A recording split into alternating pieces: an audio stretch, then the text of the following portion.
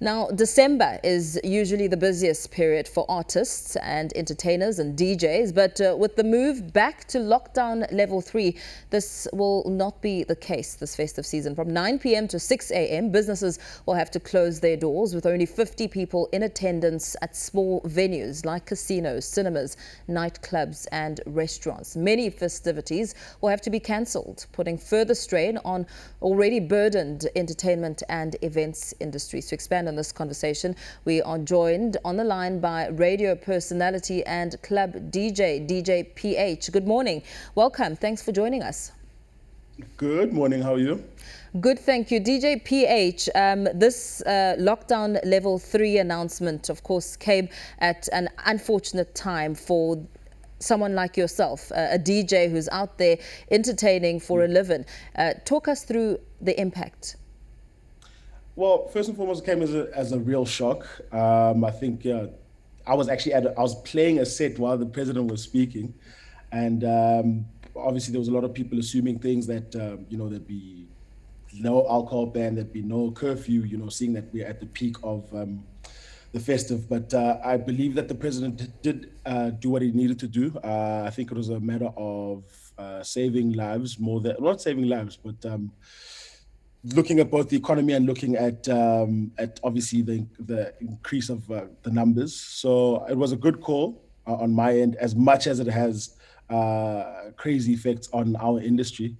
But yeah, there's not much that I think he couldn't have done. It did come as a shock, but yeah. Let's talk about the effects and how severe they are, especially for those in your industry. A few weeks ago, we've really seen people in the entertainment space coming out and protest, really saying that they too want to be heard and listened to because their lives have changed drastically. Well, look, you mentioned it before, we're still recovering from the first lockdown. I mean, we were the first people to be shut down at the beginning of the 21 days. We were the first industry. And since then, I think being shut down for about 6-7 months with zero to no income at all, with minimal representation from the arts and culture department, where we striked, we sent.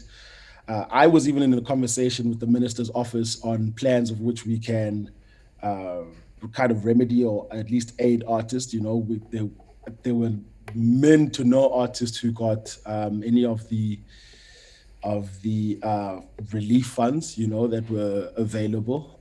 So yeah, we still till today, obviously recovering from the first bit of lockdown, but we're here today. We tried, obviously, with whatever regulations that were in place, put in place, and yeah, it's still bad till today, where everyone in the chain that's involved in entertainment, whether you are in hiring of furniture, you are a cleaner, you are a DJ, you are an event organizer, everyone is feeling the effects, and yeah, we're here today. Yeah. And what do you believe that government should be doing at this time to show support, as you have no active income?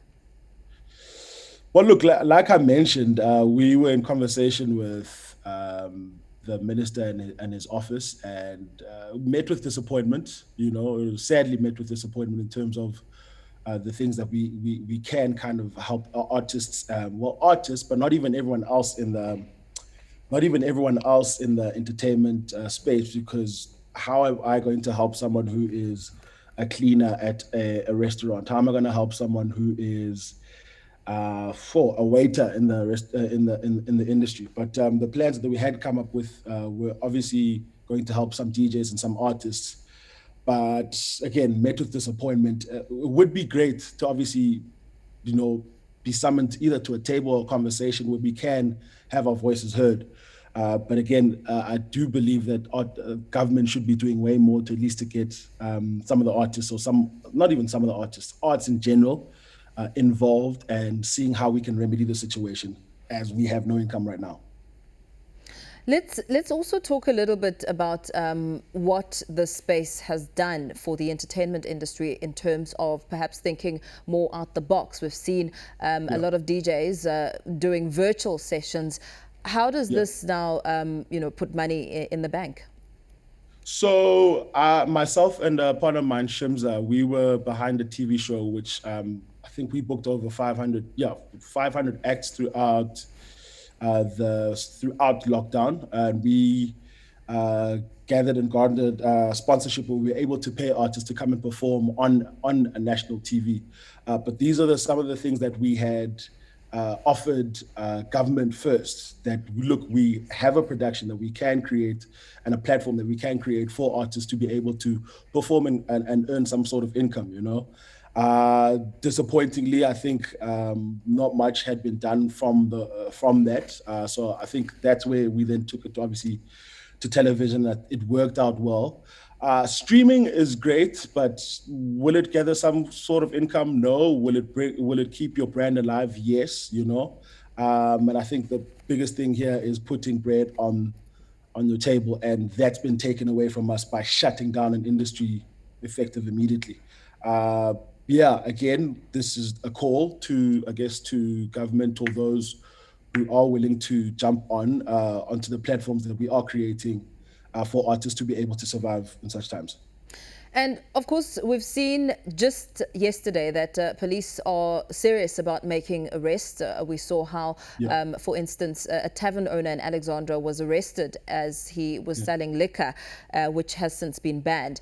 Do you think that there should have been any sort of leeway, perhaps for those in the entertainment industry, as we head to New Year's? I mean, the president has spoken about a different New Year's this year.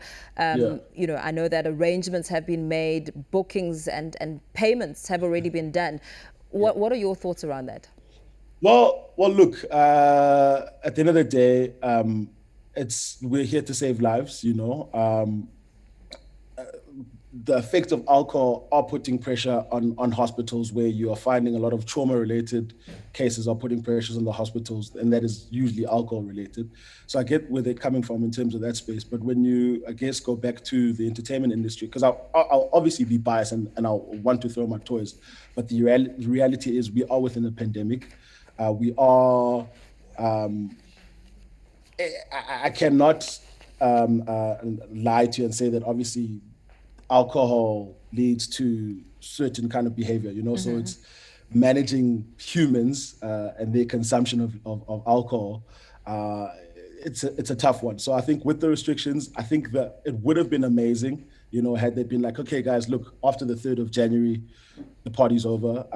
But with the massive increase in numbers, alcohol-related cases that are putting strains on the hospitals, the call that he made was the call that he made. We can't fight it now. It would have been great to get some sort of leeway, I guess, but I guess it's a different New Year's Eve and a different festive, and this is the pill we have to swallow and deal with, And very lastly, how would you encourage people around the country to celebrate New Year's? Well, look, first off, I think let's respect and honor the regulations. Let's stay at home, stay within, stay at home, stay safe, because at the end of the day, somehow people are spreading a virus, So I just ask for people to maintain social distancing, sanitize, stay at home if they have to stay at home. Man, it's a different New Year's Eve. We're not going to be going out jolling. Be responsible, play your part. Let's curb the increase in numbers so that we can have a December in the following year, in the next year, and a better festive season. So just be responsible and play your part. Thank you so much. Let's leave it there for now. Radio personality and club DJ PH giving some sound advice there, expressing some disappointment, of course, as the level 3 regulations have had a severe impact on the entertainment industry.